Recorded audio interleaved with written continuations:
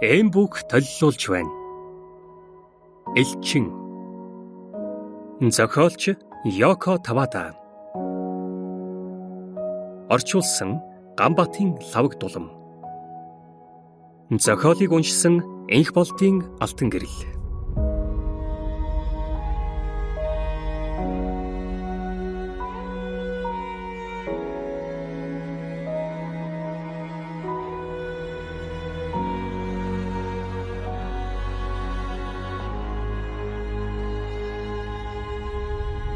Мумэй хөх торгон унтлахын хувцастайгаа сүрлэн дэвсгэр дээр хөлөөжийн суун. Урт нарийнхан хүзүүтэй, данхгар том толгойтой болохоор нэгэн зүйлийн өвөн шувуу шиг харагдах түүний мяндсан утаснаас ялгагдах юмгүй шингэхэн үснэ. Хөлсөнд нороод гавлын битүү хулдан наалдсан аятай байдгаараа мөлчижээ. Нүдэ хагас дутуу аньсан Мумэй агаар ирэн бачимдах шиг толгоогоо ив хавгүй сэжлэнгэ хайрган дээгүр алхах хэн нэгний хөлийн чимээг сальслаг чихнийхээ хингэргээр чагнах гэж хичээлээ. Харин өнөөх хөлийн чимээ нь нэг тодсож ирснээ гэнэтхэн чимээгүй болчихов. Тэгтэл гүйдэг хаалга нь төдөхнөө гал тэрэгний бүхээгний хаалт шиг цэлсхийн нээгтгэн тэрэ. Мумэг цочисхийн нүдэ нээсэнд өглөөний нарны туяа яг л дөнгөж үлээгдсэн багваахаа цэцгийн дэлбэ шиг харцсан дээр нь туслаа. Жаалхүү мөрөө цэхэлж цээжээ түхийлгээд хоёр гараа эгээл шувууны далавч шиг алдлан дэлгэв. Орж ирсэн хүн нь нүдийн тойрсон гүн гэгчийн үрчлээстэй инэвхийлсэн төрхтэй Йоширо агаад дал мөрөө байдгаараа хавчин өцийжээ. Гутлаа тайлахаар доош тонгойхт нь гялаан духнаас нь хэдэн тусал хөлс бөнжигнэ. Йоширо өглөө болгон гудамны буландах нохой түрээслэх газраас нохоо аваад голын тохоогоор хагас цаг хэртээ гүйдэг юм. Голын ус татарсан үед урсгал нь үзүүрнээс харагдах мөнгөлөг туус шиг харагдах бүлгөө. Урд цагтсан бол утга учиргүй ийн шогшхийг гүйлт эсвэл бэлтгэл хэмээн нэр идэх байсан ч эдүгэ харь хилний үгс хэрэглэнээс бараг нэгмөр халагдсан тул хөнгөн гүйж харайхыг одоо дэвхцэх гэх болсныг хэлэх хэрэгтэй баг.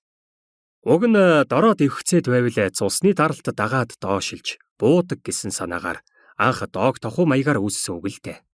Гэсэн ч сүүлийн үед бүгд л гүйж харайхыг дэвхцэх гэж хэлэх болжээ. Мумэн насны хүүхдүүд нэгэн цагт гүйдэг юм зугтсан хүүхэн гэх хэлц үгийг үр зүрээр орон гэрээсээ оргон босож хар хүн дагаад явчихдаг эмс огтыг хэлдэг байсныг төсөөлөгч үгүй. Хэдийгээр гадаад үгсийг бүр хэрэглэхэ байсан ч нохой түрээслэх газрын ханан дээр одоо ч гадаад үгсийг тэмдэглэх катакана үсгүүд ирээлжлэнэ. Йоширо өглөөхөн дэвхцэж эхлэхдээ хэр хурдан харайлгаж чадхаа мэдэхгүй байсан ч Йоркширийн тэрээр үлдрийн жижигхэн нохой авсан болохоор алцахгүй. Алхааг нь өлхөн гүйцэнэ гэж сансан ч харин эндүүрл болжээ. Нохой бие жижиг байх тусмаа хурдан шогшдгийг ёр хэн мэдэх вүлээд?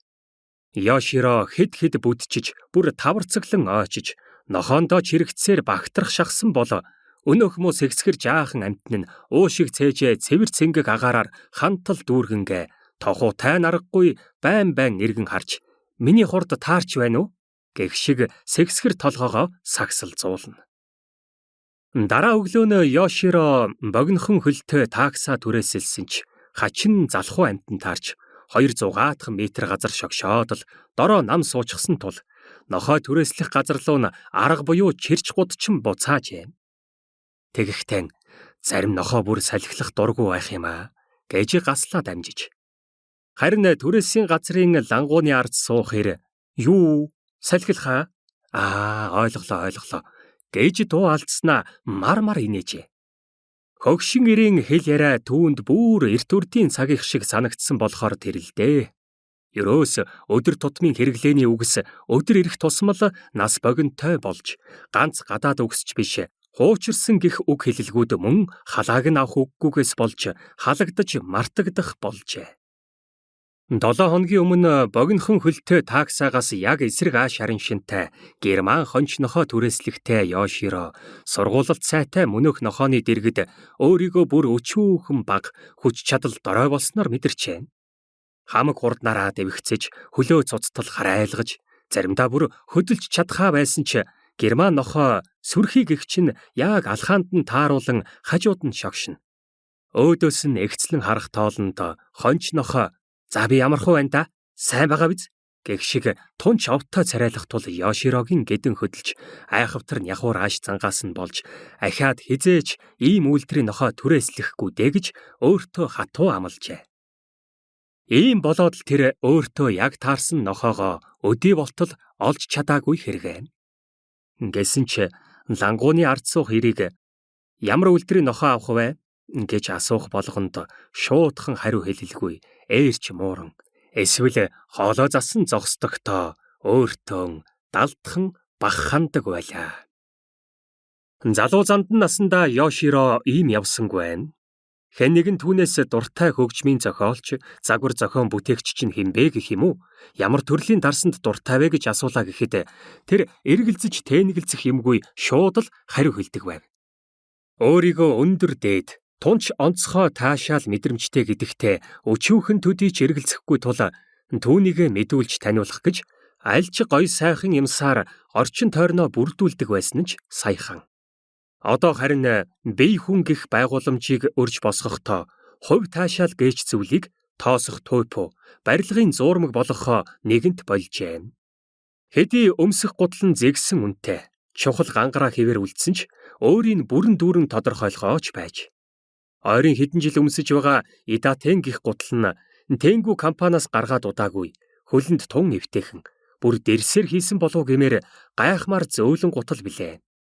Дээрх компани нэгэн үе Ивате мужийн нутагт байрлаж байсан бөгөөд гутал болгоныхон дотор Ивате гэх үгийг энтхэг хар бихээр биерлэж ард нь Ма Дэ гэх хоёр кана дүрс бичсэн байдгийг.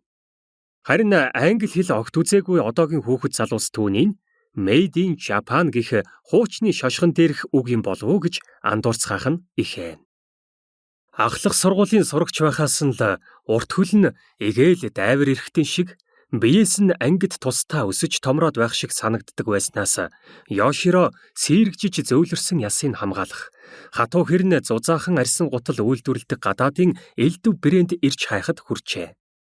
Их сургуулаа төгсөөд ажиллаж байсан газараа цаг үргэлжил хатуу бор арьсан гутал өмсдөг байсан нь мөнөөхөн газараа удаан тогтож суухгүй гэдгээ нуух нэгэхэн халахвч нь байлаа. Харин анхны романа хэвлүүлснийхээ дараа бичлэгийн шагналаасаа гараа гарган байж уулын өндөр түрээтэй гутал худалдан авчээ. Түүнийг ихэд нандинан хаа нэгтэй газар удаан саатаж гацхгүй гэхдээ бүр гэрийнхээ хаяанд байх шуудан хороо руу явахтаа хүртэл үдээсийн жимбитэл үдээд байнга шахам өмснө. Ёширо дал нилээд гарсан хойноо л модон юм уу сүрлэн углааш өмсөж тасчээ. Углааштай хөлн бороо шумул зэргийн дайрлагад хэдий өртгөн ихч элдв аюул ослыг төвчин байгаа муу хөлөө тэргүүнээ гудайлхан харах тоолондоо Ёширо хөл минь яг л надтай адилхан юм аа гэж санан гүүч харах хүсэлд эрэхгүй баглуулна.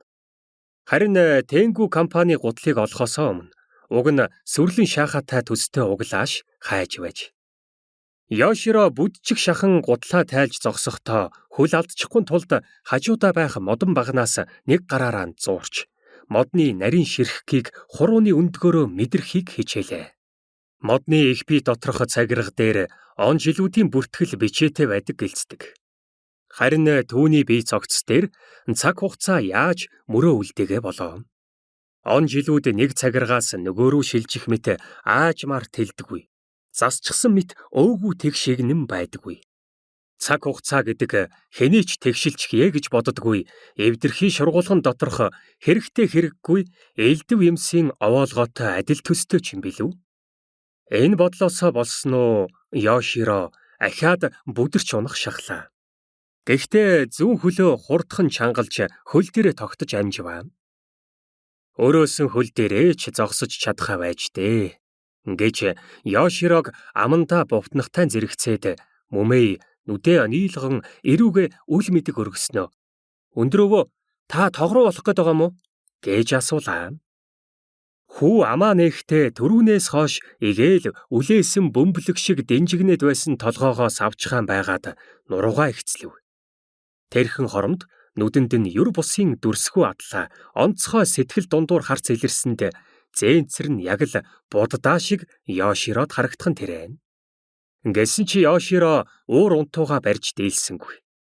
Гэхдээ яагаад унтлахын хувцастайгаа байгаа юм бэ? Шалавхан босоод хувцас өмсөж гэж хар яр хийлээ. Өвгөн зээнцэр хүүгийнхээ дотор хувцас, сургуулийн өмсгөл, дөрөмт хувцас зэргийг Нямбай гэгч нь дөрвөлжлэн эвхэж, урд оройхон нь хурааж алсан хувцсны шүүгэнийхээ шургуулгыг татаад эзнийхээ дуутахыг төвчээртэйхэн хүлээн буй дааван хувцснуудыг ширтэв. Мөмэй яагаад ч юм хувцас хунараа шүн дөлөөр амилж босоод зүхтаад явчих вэ гэж үргэлж санаа зовдөг юм. Бүр цамцаа хаа нэг шөнийн клубт коктейл хүнтэрч байгаагаар өмдөө салхи шуурганаар чамаагүй дороо эргэцсэн бүжсээр тоос шорооволчихсон байдгаараа үрчийчгсэн гэрээдээ хийсэн ирж байгаагаар төсөөлдөг билээ. Тийм болохоор л Йоширо орой болгон хамаг хувцсыг шургуулганд цэгцэлж хийгээд цоожилдог болжээ. Өвгөн зээнцэр хүүдээ өөрөө хувцсаа өмсөө. Энэ удаа туслахгүй гэж хатуурхлаа. Мөмэн өмнө хувцсыг дэлгэж орхиод Йоширо угаалгын өрөөнд орж нүүр гараа хүйтэн усаар угаав. Нэмэгхэн Япон дааван алчуураар нүрээ арчихтаа харин урд дахь хан руугаа хий дэмий хөлөрлөө. Өмнө нь толь алга. Ерөө царайгаа харалгүй хэр удаж байгаагаа ч тэр мэдхээ байжээ. 80 гартлаа өглөө болгон л өөрийгөө толинд харж урт ургачихсан байвал хамар дотор хүсээ авдаг байснаа. Зовх нь хуурайсчихсан байвал үрчлэн дээрээ Цубаки гэх цэцгийн орцтой чийгшүүлэгч тос түрхдэг байснаа ч гэнэтхэн санав.